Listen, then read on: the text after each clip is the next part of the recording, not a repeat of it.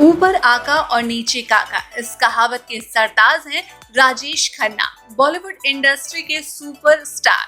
काका की बॉलीवुड जर्नी आसान नहीं थी। माना जाता है कि जिस तरह से आज टीवी के जरिए टैलेंट हंट किया जाता है, कुछ इसी तरह का काम 1965 में यूनाइटेड प्रोड्यूसर और फिल्म मेकर ने किया था। वो नया हीरो खोज रहे थे। फाइल में 10,000 में से 8 लड़के चुने गए, जिसमें एक राजेश खन्ना भी थे। अंत में राजेश खन्ना विजेता घोषित किए गए।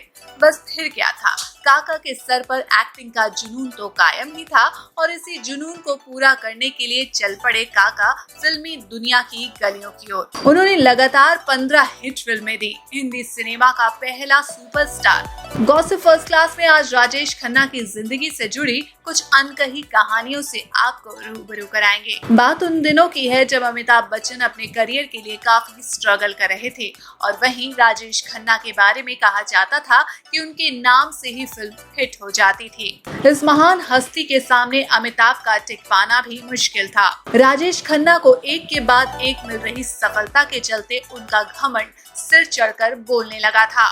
वैसे तो अमिताभ बच्चन और राजेश खन्ना ने एक साथ में कई फिल्में की, लेकिन हम जो आपको किस्सा सुनाने जा रहे हैं वो फिल्म बाबर्ची का है। उन दिनों राजेश खन्ना और जया बच्चन फिल्म बाबर्ची की शूटिंग कर रहे थे। उस वक्त अमिताभ बच्चन और जया का प्रेम प्रसंग भी उफान पर था। हालांकि अमिताभ की गिनती उन दिनों एक सामान्य एक्टर के तौर पर होती थी। कहा जाता है कि शूटिंग के दौरान अमिताभ बच्चन और जया बच्चन के अफेयर को लेकर राजेश खन्ना काफी उल्टा सीधा बोलते थे। अक्सर वो जया के सामने ही अमिताभ का मजाक उड़ाते थे। ये बात जया से बर्दाश्त नहीं होती थी और फिर एक दिन जया के सब्र का बांध टूट गया। राजेश खन्ना के बातों से दुखी होकर जया ने कहा, एक दिन जमाना देखेगा कि ये कहाँ होंगे और आप कहाँ होंगे।